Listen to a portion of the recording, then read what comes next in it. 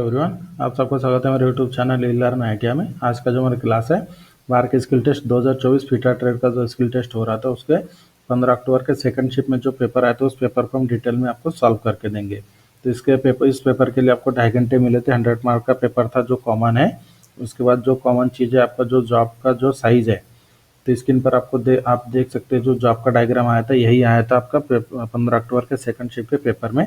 जो आपका जो फाइनल साइज था 60 मिलीमीटर लंबाई, 5 मिलीमीटर थिकनेस और 40 मिलीमीटर हाइट, जो अभी तक चेंज नहीं हुआ है पहले जॉब से अभी तक के जॉब तक।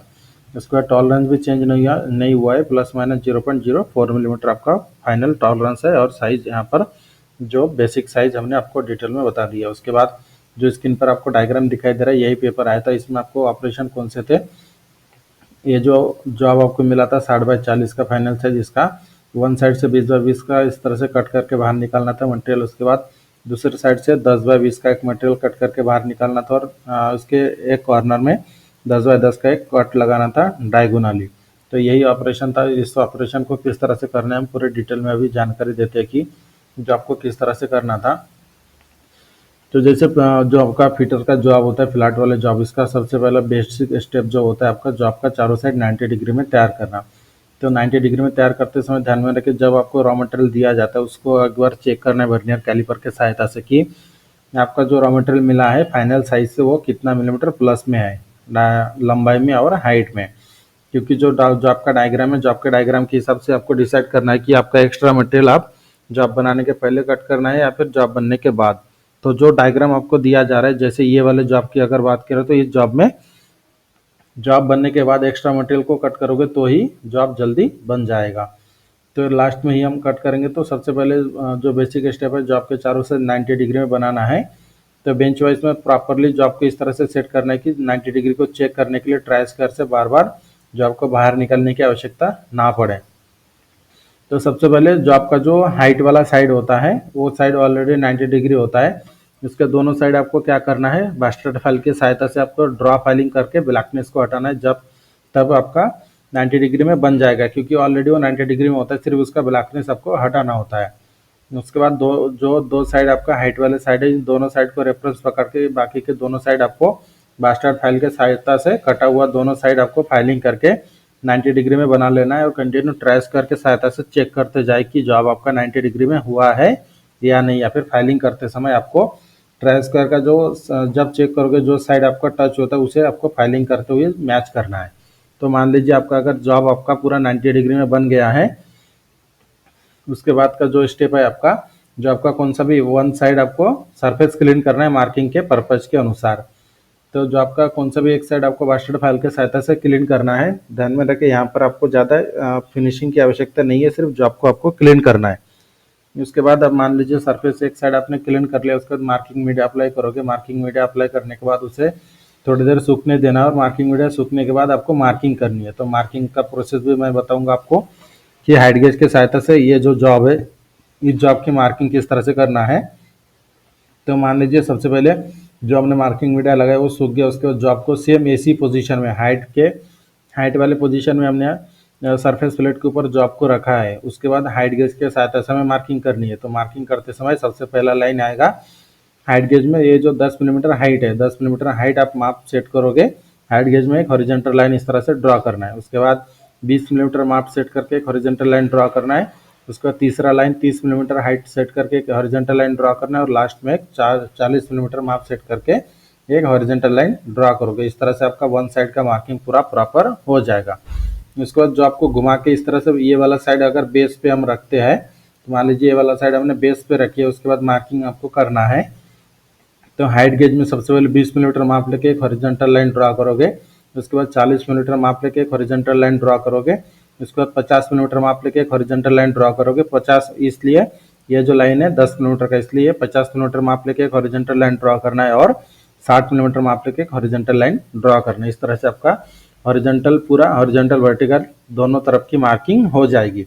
उसके बाद का जो स्टेप है आपको जॉब का डायग्राम सामने रखना है। उसके बाद जो आपको जॉब का शेप दिखाई दे रहा है डार्क लाइन में, तो पेंसिल के सहायता से आपको क्या करना है, जो आपने लाइन ड्रॉ किया है हॉरिजॉन्टल और वर्टिकल लाइन, उन सभी लाइनों को आपको जॉब के आकार के अनुसार जोड़ना है। पेंसिल के सहायता से डार्क लाइन आपको जोड़ना है। तो डार्क लाइन इस तरह से जोड़ने के बाद आपको सबसे पहले क्या करना है, जो आपका डायग्राम सामने रखकर एक बार कंफर्म करना है कि जो हमने लाइन जोड़े हैं डार्क लाइन जो आपके शेप के अनुसार, जो आपके आकार के अनुसार, तो प्रॉपर जुड़ा है या नहीं, ये पहले कंफर्मेशन कर लेना है। तो एक बार कंफर्मेशन होने के बाद आपको क्या करना है, जो हमने जैसे जो आपका शेप के आकार हमने मार्किंग किया है तो उसके ऊपर आपको पंचिंग करना है। डॉट पंच बॉल पिन हैमर की सहायता से जो आपको एनविल के ऊपर रखकर आपको इस तरह से पंचिंग कर लेना है। पूरे जो हमने लाइन ड्रॉ किया था पेंसिल की सहायता से उन सभी लाइनों के ऊपर लाइट पंचिंग कर लेना है। उसके बाद का जो स्टेप आता है आपको बेंच वाइज में जो आपको प्रॉपर सेट करना है, उसके बाद हेक्सा फ्रेम का सिलेक्शन करके हेक्सा में आपको ब्लेड को लगाना है फॉरवर्ड स्ट्रोक में। उसके बाद आपको एक्सेस मटेरियल कट करना है। तो मान लीजिए हम सबसे पहले अगर ये वाला साइड हम कट कर रहे हैं तो सबसे पहले ये वर्टिकल लाइन यहाँ पे कट करोगे, इसी के साथ ये वाला साइड भी वर्टिकल लाइन ये कट करोगे। कट करते समय ध्यान में रखें जब आप एक्सेस मटेरियल को कट करते हो तो उस समय कटिंग होने के बाद भी पंचिंग लाइन आपको दिखाई देना चाहिए, क्योंकि पंचिंग हमें गाइड करता है कि यहाँ तक कि आपका जॉब का डायमेंशन बनने के बाद यहाँ तक आना चाहिए।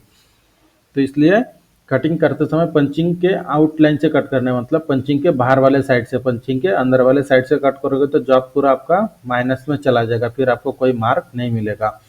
इसलिए जॉब के आउटर साइड से इस तरह से सबसे पहले जैसे दो हमने कट लगा, उसके बाद जॉब को वर्टिकल पोजीशन में लगाकर यहाँ से कट करोगे तो ये मटेरियल पूरा निकल जाएगा। उसके बाद ये जो साइड है आपका, इस साइड से वर्टिकल पोजीशन में सेट करके यहाँ से कट करोगे वर्टिकल कट, ये भी मटेरियल आपका निकल जाएगा। उसके बाद जो हमने हाइट में 40 मिलीमीटर का पंचिंग किया था उसके ऊपर अगर जो भी एक्स्ट्रा मटेरियल है, ये जो 20 मिलीमीटर सिर्फ आपको यहाँ पे ही कट करना पड़ेगा, जिससे आपका हाइट भी प्रॉपर बन जाएगा। उसके बाद आपका आता है जो ये कॉर्नर टू कॉर्नर है 10 बाय 10 का, तो इसे भी डायगोनली कट कर लेना है। उसके बाद यहाँ पर आपका सिर्फ बचता है 20 मिलीमीटर, इसे भी आपको जो टोटल लंबाई है उसे जो पंचिंग लाइन है आपका साइड 60 मिलीमीटर का, उसके आउटर से कट करोगे तो आपका जॉब का हाइट वाला भी साइड मटेरियल यहाँ पर निकल जाएगा। तो इस तरह से आपको थोड़ा टेक्निकली दिमाग लगाकर मटेरियल को कट कर लेना है। तो मान लीजिए हमने पूरा एक्सेस मटेरियल को कट कर लिया, उसके बाद का जो स्टेप आता है आपका जो फाइलिंग प्रोसेस है, तो सबसे पहले आपको बास्टर्ड फाइल का यूज़ करना है फाइलिंग करने के लिए।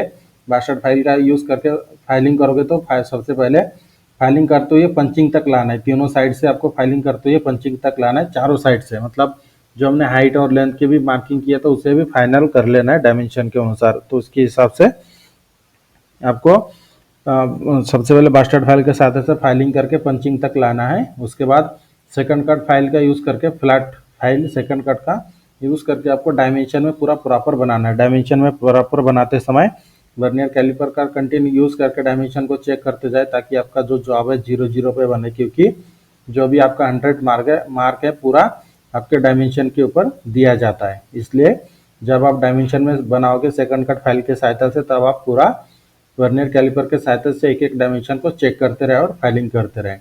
तो इस तरह से आपका पूरा बन जाएगा जॉब। उसके बाद आपको फिनिशिंग करना है। तो फिनिशिंग करते समय ध्यान में रखें जो आपका थिकनेस आपका कितना 5 मिलीमीटर फाइनल है, आपको 6 मिलीमीटर का थिकनेस का आपको रॉ मटेरियल दिया जाता है। तो सबसे पहले दोनों सरफेस को आपको बास्टर्ड फाइल के सहायता से फाइलिंग करके इसका थिकनेस कम कर लेना है। उसके बाद लास्ट में स्मूथ फाइल का यूज़ करना है, फ्लैट शेप का स्मूथ फाइल का यूज़ करके आपको पूरे जॉब को फिनिश करना है डायमेंशन के साथ, और थिकनेस को भी यहाँ पर आपको कंप्लीट कर लेना है फिनिशिंग के साथ। तो यहाँ पर आपका पूरा जॉब का स्टेप बाय स्टेप पूरा बन जाएगा, जैसे हमने आपको पूरा स्टेप बाय स्टेप मार्किंग से लेकर कटिंग से लेकर फाइनल फिनिशिंग तक और डायमेंशन तक पूरे हमने डिटेल में जानकारी दे दिया है। तो ये आज के वीडियो में यहाँ तक ही रखते हैं कि जो हमारा सेकंड शिफ्ट का जो पेपर था 15 अक्टूबर के जो पेपर आया था उस पेपर को किस तरह से करना था और पूरा डिटेल में हमने यहाँ पर जानकारी दे दिया है।